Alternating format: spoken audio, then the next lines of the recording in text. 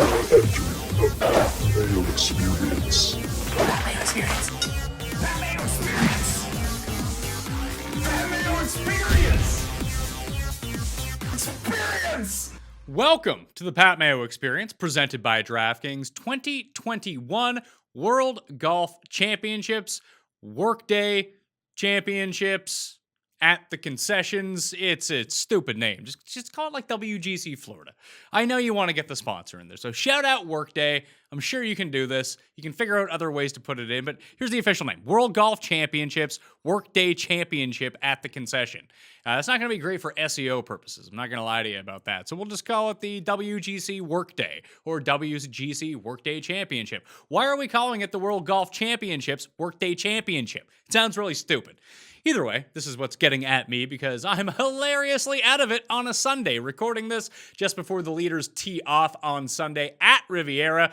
Hopefully Cam Smith can have a great Sunday and go out and win this event. Maybe Matt Jones, who jumped in live on Sunday morning, maybe he can figure it out. I guess if the wind kicks up, that's the only chance that these guys have. Maybe JB Holmes can figure out a top 20 somewhere along the line. That would be all great. But what I do need to tell you is smash the like button for the episode. Give me your early lean down in the description.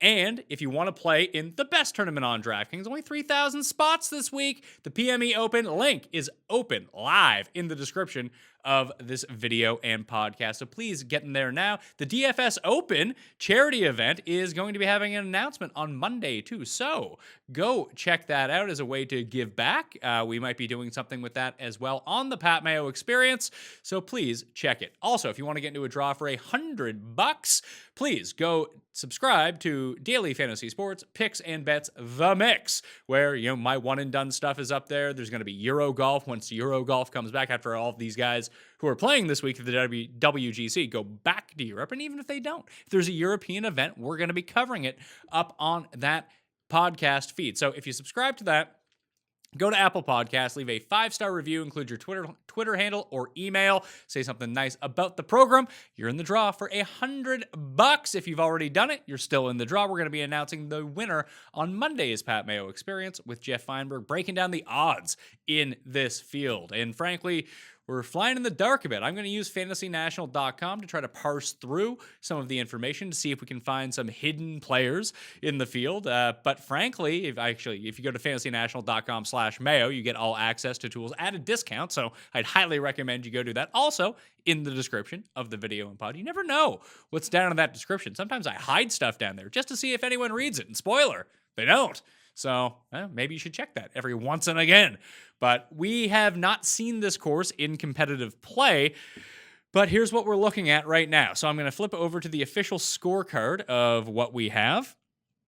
As you can see, it's a par 72, 7,474 yards, Bermuda green grass, the concession golf club.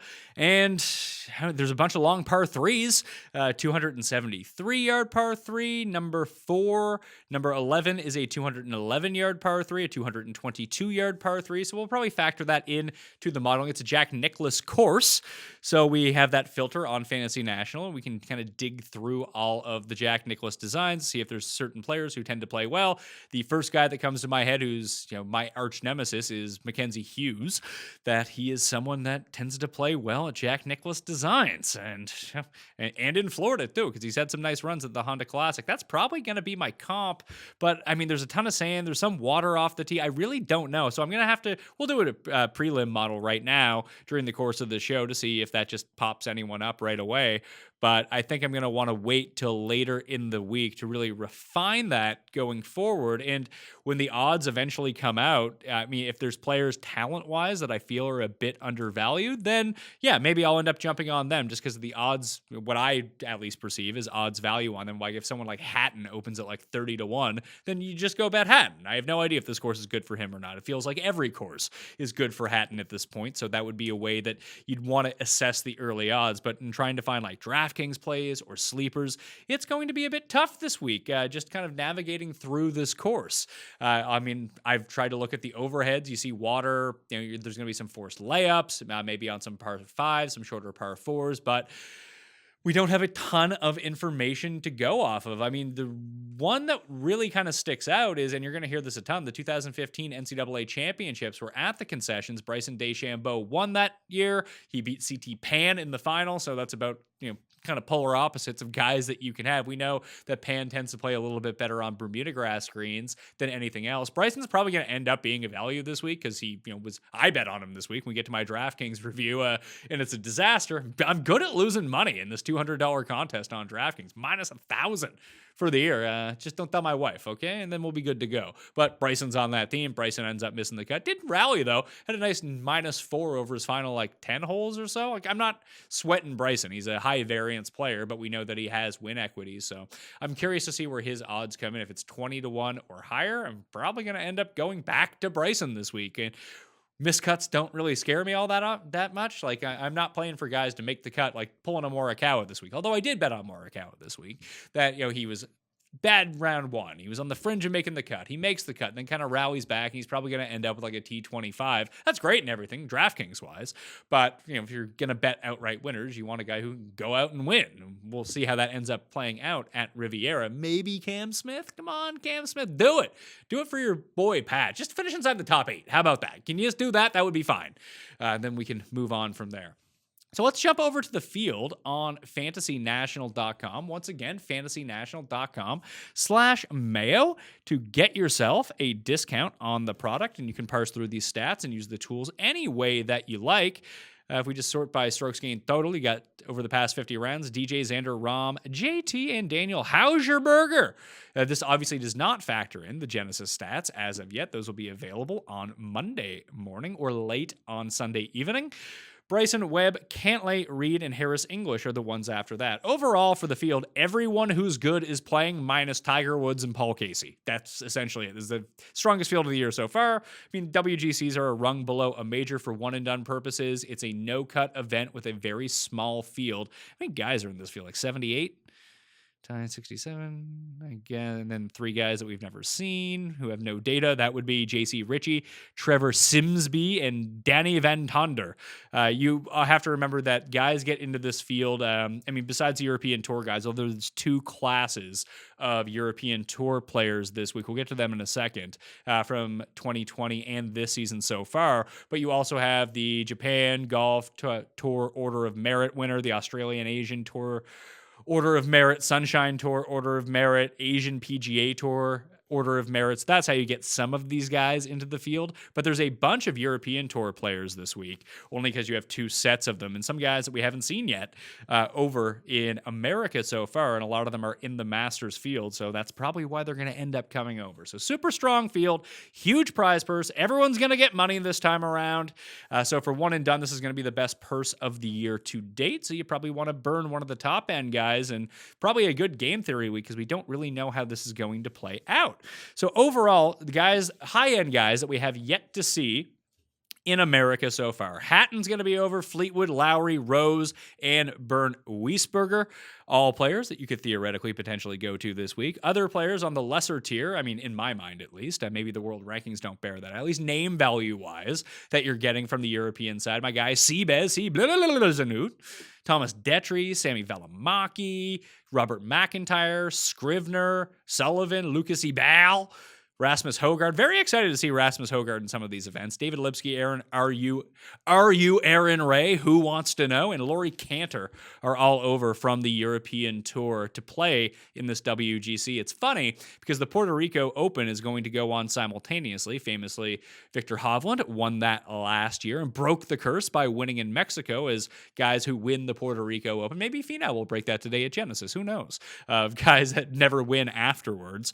But in that field, you have your run-of-the-mill PGA Tour guys that are in it, like Griot and List will be playing in Puerto Rico, like Anherbana Lahiri, decent win player, by the way. But like Poulter is playing, Matt Wallace is playing, Thomas Peters is playing. So there's some high-end Euros in the Puerto Rico Open field this week as well. So maybe we'll kind of dig into that on Monday's show. I don't want to run too much on it here. Once the DraftKings pricing comes out, you can go to the simulator and check out how the Puerto Rico Open is going to go. Did we run Puerto Rico Open last year?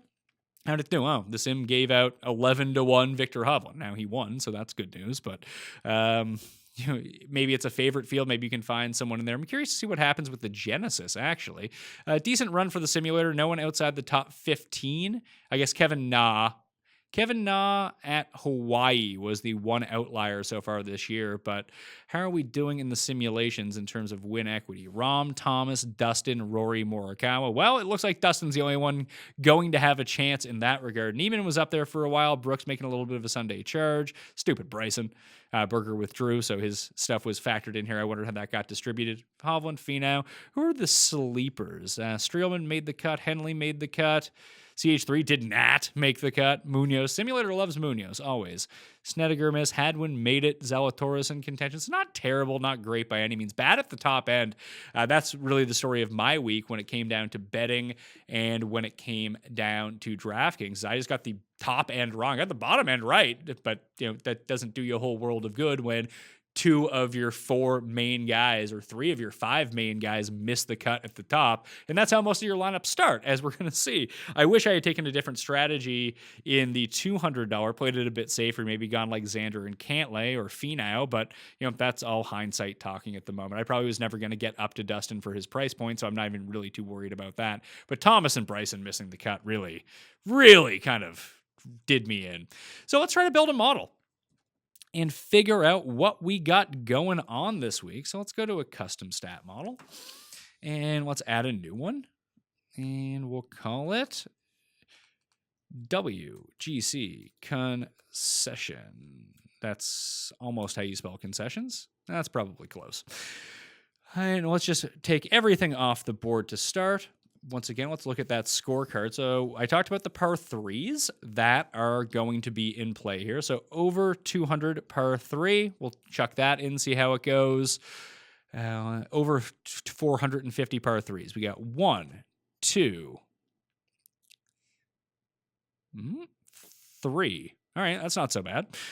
Short par 3s then. Let's see, we got 1, number 8, 12. That's 2. So I guess most of what's going on is happening in between 400 and 450. So we have 1, or not, 2, 3, 4, 5. So it's a pretty even distribution of par 4s.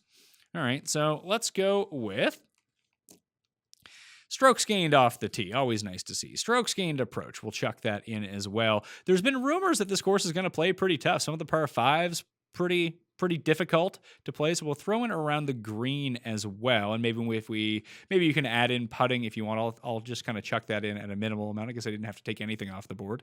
Opportunities gained, always a nice scoring stat to see. Those par 3 range.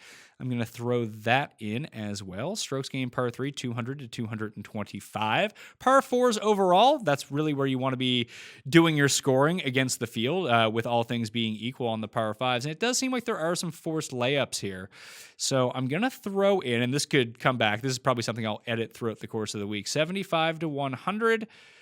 And actually, guys aren't going to lay up to that point. That's a really difficult range. Let's call it 100 to 125 and see how that goes. And so 100 to 125 proximity and 125 to 150. And just run this, see how it goes. We'll get our weightings in, and hopefully it's not all that bad. I always like to go approach over everything, so we'll put approach at 30. Off the tee at 15.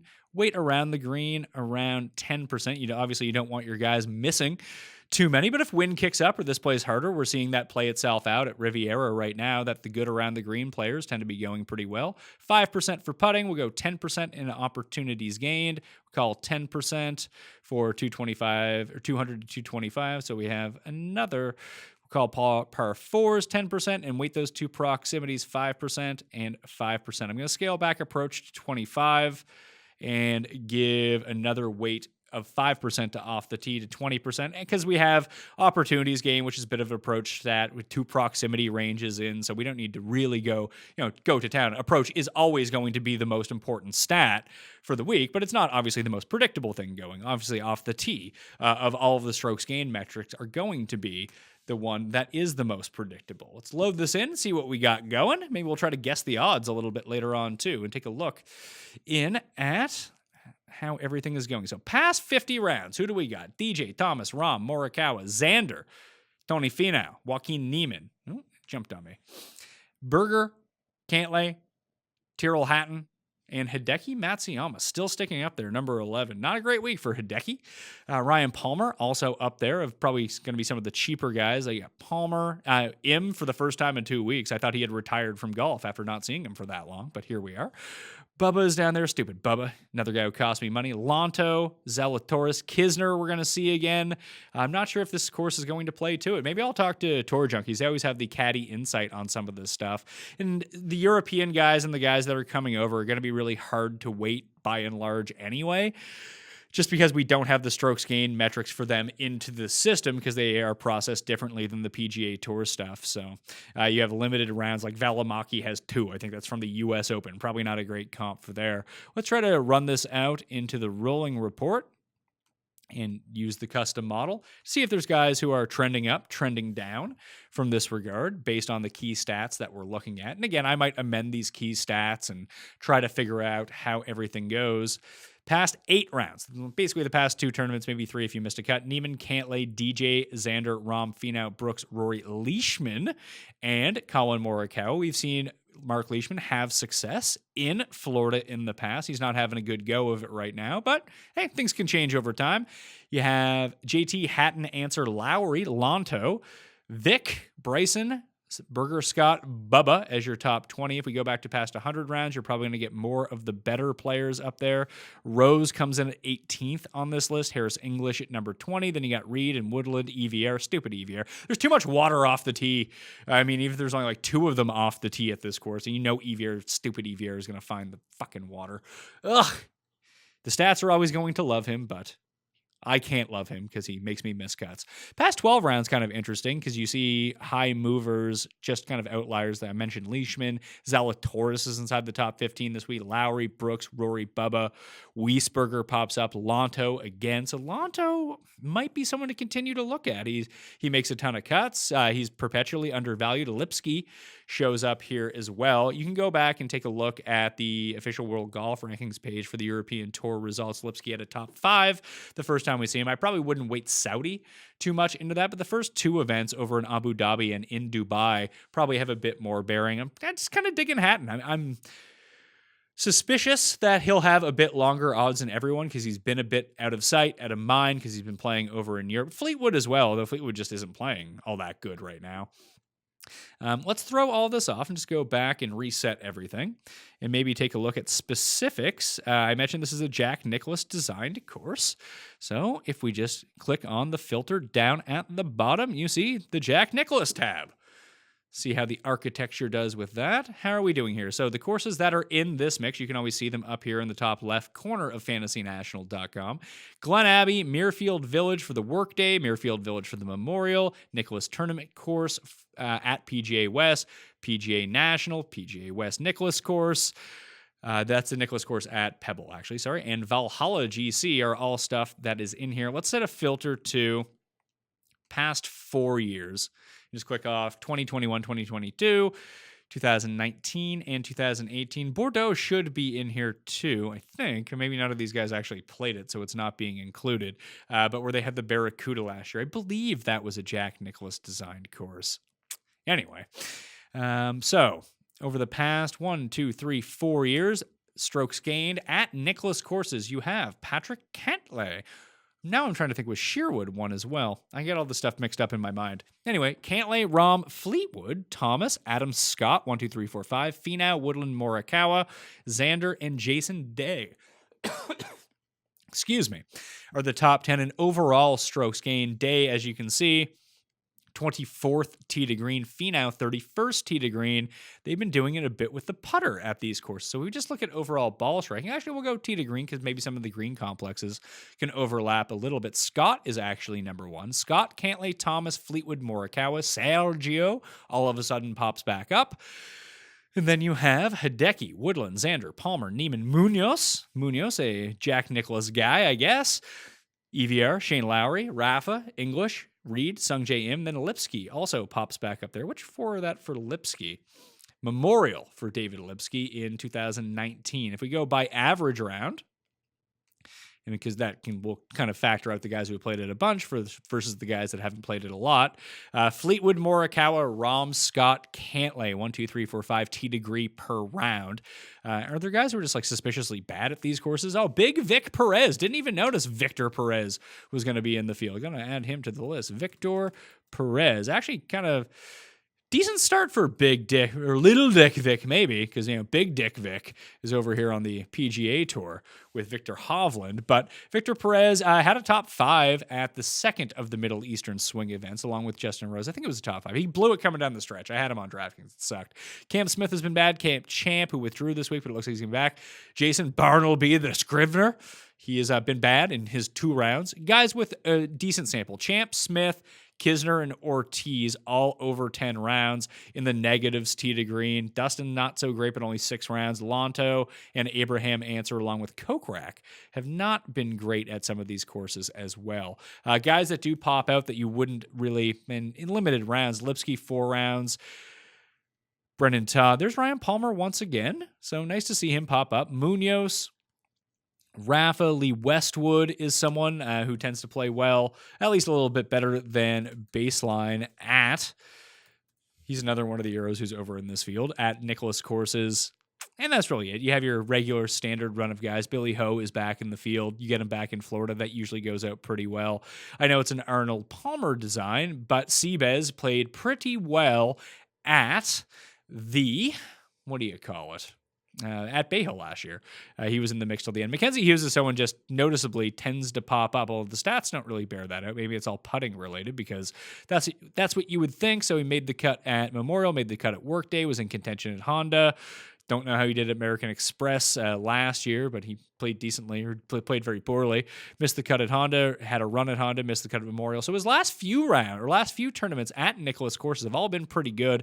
Mac Hughes playing okay at Riviera as well. So maybe someone that you can get in the lower $7,000, upper $6,000 range. Maybe you can find triple digits in a field this strong, maybe like 150 to 1 for someone like Mac Hughes. Maybe not as an outright winner, but someone who could potentially be, I don't know, a top 20 play, a top 10 play, something like that. We should probably click off, go back to all courses overall, take off the Nicklaus tab. And I don't mind just sorting by the past 4 years anyway. I'm going to leave that on, and maybe we'll look at Bermuda putting and see how that goes. Past 36 rounds, let's call it. And we'll click on the Bermuda filter to see who's been putting well on Bermuda greens, maybe even chipping well, just because of the different grass types. And this is all stuff that you can load into your mixed condition model over time if you want to as well. So the best putters on Bermuda over the past 36 rounds: Fitzpatrick, Todd, The Kiz, Webb, Seabez, Patrick Reed, Xander, English, Lonto, Berger, and Horschel. To reverse that out: Hideki, Champ, Munoz, Hovland, Zalatoris, your 5 worst. Kokrak, Andy Sullivan in 1 round, so I wouldn't put too much stock into that. Wiesberger in only 9 rounds. Rafa, Neiman, Morikawa, EVR, Victor Perez, Adam Scott are down on that list as well. Adam Scott has the full complement of the 36, only 6 rounds for Victor Perez, 17 for Eric Van Rooyen. Around the green play: Lowry, Thomas, Scheffler, Louis, Fleetwood, your top 5 around the green on Bermuda, followed by Cantlay, English, Todd, Scheffler, and Tony Finau. Scheffler's been doing a lot of good work on Bermuda on and around the greens. Worst players around the green now: Kokrak, Hovland, Wolf, Champ, Victor Perez, and Yuki Imimori, who has 4 rounds on Bermuda grass. Bryson also not been so great. Same as Kisner, which I do find surprising. I guess they both kind of make up for it in the putting range, where Kisner is 3rd over that time and Bryson is 22nd. We just look at short game overall, which combines around the green and putting together as its own stat. Todd, Fitz, Xander, English, Patrick Reed. The worst guys: Champ, Matsuyama, Kokrak, Hovland, and Zalatoris. Zalatoris only in 14 rounds. So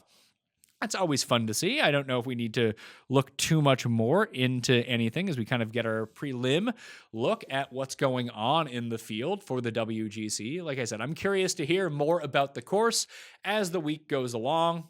Maybe we can find out something interesting. Maybe we know about the forced layups a little bit more, how players are talking about it, because the broadcasts are like, oh, this course is going to be really hard. Like, do we ever believe that? Unless we get high winds, I feel like especially because the class of this field is so strong. You have all of the best players that these guys are probably going to figure it out time after time. So unless maybe we'll have to check Windfinder as the week goes along. And even this week at Riviera, it didn't seem like Saturday and Sunday were going to be like outrageous until the tournament actually started. So we saw a bit higher wins on those 2 days going into the week, but that's not really what the forecast showed as we sat here on a Wednesday evening and talked about the weather. That more cropped up the day after and the day after that. It's like, holy shit, here's what's going on now. They were not prepared for it, as we saw with how fast they mowed the greens. Then balls started rolling off the green. So clearly they weren't anticipating all of this happening either, at least at the Gus where it would actually affect play. And then you end up having to force in round 4 on Sunday when the winds are down a little bit. Then you can tinker with the course at the same time to make it a bit more palatable for the players. Let's jump over to DraftKings, so you can see how big of a loser Pat Mayo is this week. Another loss for me, unless I guess Matthew Fitzpatrick ends up winning, and then I suppose I can go with it. Like I said, Cantlay and Xander probably would have been a much better way to go about this in Finau, just because they're safer. But, I had a hunch that Bryson was going to win. Shockingly enough, I was wrong, like normal. And I played Bubba on that same hunch, too. I just felt like, Bubba can get it going. He was there. If he had just made the cut, I probably would have been fine. So at the top, got it completely wrong. The other guys from the top who made the cut that I did play were Brooks and Morikawa. Not that that's doing me any good. If I had played the combination of them, I would be in the money at this point, even if I had kept everything else equal. I liked Leishman this week. I thought that he would compete. He kind of lost his way throughout the course of the wind picking up and just went bogey, bogey, bogey on Sunday morning to end his third round. That kind of spelled the end of him. Fitzmagic, as we speak right now, is he on the course yet? Doesn't seem like he's on the course yet. But if he ends up winning, maybe I can get enough points to kind of go through with this. Or if this lineup was actually cashing when Wyndham Clark was in third place before he melted down as well. If he can kind of get it back going, I need good days out of all of these guys to make something happen. At least Cam Davis provided me with an eagle on Sunday morning. So I'm not too concerned about the bottom end of how I really did this. Well, it looks like, thanks, Fitzpatrick.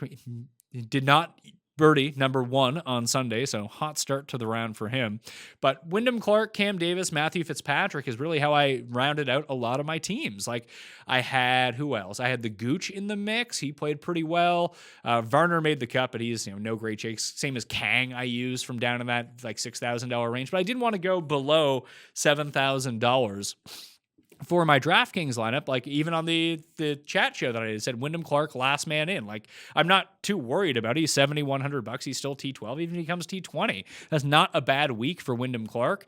I wish Cam Davis had been a lot better. I used a lot of Cam Davis. I had Lonto in lineups. So that $7,000 range actually did a lot of good for me. I really liked Fitzpatrick. That was just a pure, hey, this guy is wildly undervalued based on where he should be in both the betting market and on DraftKings versus his world ranking. He's the number 20 ranked player in the world. You got him for $7,600. That seemed like a good play to me. It was basically above $8,000 where I really went wrong. So, you live and learn when it comes down to it. You hope not to get 27 and 22 points from your highest priced players, making you feel like an idiot out here. But I do have some nice like Brooks Morikawa lineups. If these bottom guys can end up coming through for me, then maybe I can make my money back. Maybe Showdown will be very kind to me on Sunday. But for this tournament, once again, that's 5 straight losing weeks because Pat Mayo is a gigantic loser, especially in this contest. The $100 single entry going much better, as it does every single week. I feel like I should switch it, stop doing the $200 and just play the $100 like I normally do, but then I would just have terrible luck in that. Fortunately, you have one good week in these contests and it kind of pay for everything. At least that's what I'm telling myself as I continue to bleed money like a giant jabroni going forward in this contest. We'll have some Puerto Rico stuff. All that, both fields are loaded into fantasynational.com right now if you do want to check them out. I'm just trying to think of how I could have got around it. JT was just a bad play.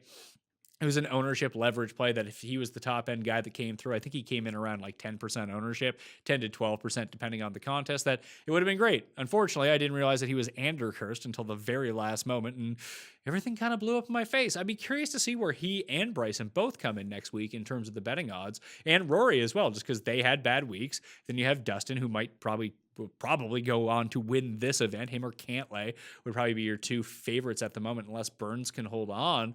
Then you're looking at a situation where Dustin comes in at like 5-1 again. Cantlay comes in at like 12-1. And then these top end players continue to get pushed back down the list. Then you bet on pedigree. But it will be like the Webb Simpsons, the Tyrrell Hattons, that type of player that I'll be interested to see where the opening odds are. I'm guessing it's going to be, frankly, they should be like 25-1, but I don't glean that they will be. I feel like it'll be between 28 and 40 for those guys. Patrick Reed too, another player that, coming off of a win at Torrey Pines, like any course is kind of made for him. Oh, you know what? Let's go back to Fantasy National for a second and just kind of take a look at, because it's a par 72 over 7,400 yards. And maybe we can try to find out guys that specifically play well on courses like that. So over 7,400 yard courses, maybe we can kind of pick out, and this is still set to the past 4 years. I'm going to click Bermuda off for this setting. So just we get a wider range of data that we can go into.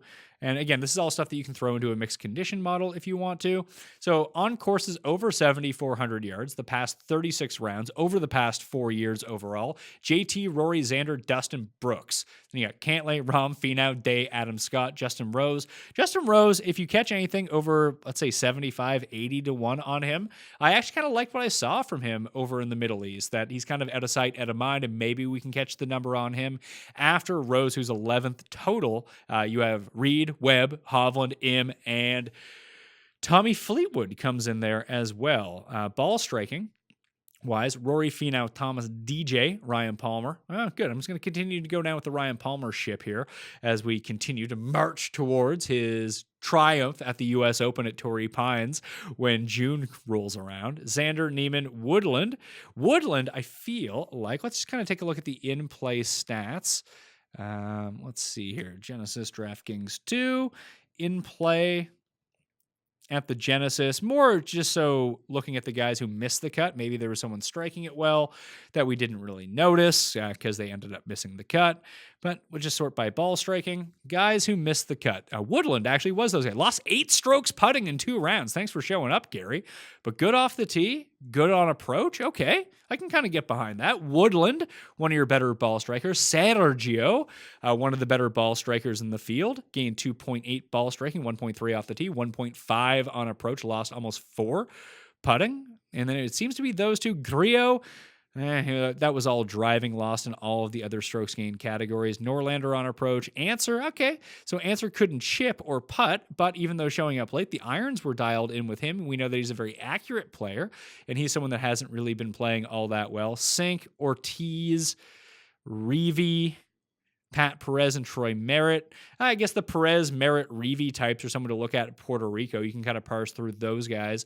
Glover and Damon, 2 more Puerto Rico guys, I think, although they both lost considerable strokes on approach. That's really it. There was no one who really stood out. Luke List missed on the number. He was just kind of even all over the place. But the two that do stick out to me, just because they lost so many strokes putting, would be Woodland and Sergio, 2 guys that are in the field at the WGC. So maybe some lower end DraftKings plays that you can look at that maybe the stats don't really account for because, where were these guys? They missed the cut. They're absolutely pathetic.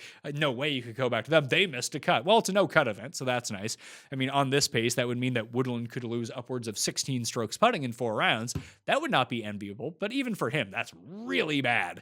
And the greens were super tough at Riviera. So that's interesting to look at. So once again, fantasynational.com/Mayo to get yourself the discount. You can run these stats any way you want and do all of your research. We'll have all of the stats updated once the tournament concludes. Give us a few hours, maybe overnight, to get everything loaded into the system. And we're going to be on our way. Jeff and I will be back on Monday to talk through the entire field as it pertains to betting. I got Jeff Ulrich for Tuesday. The Listeners League link is in the description. Remember to smash the like, share the show around, and do all that fun stuff too. Thank you all for watching. I'm Pat Mayo. I'll see you next time. Pat Mayo Experience! Experience!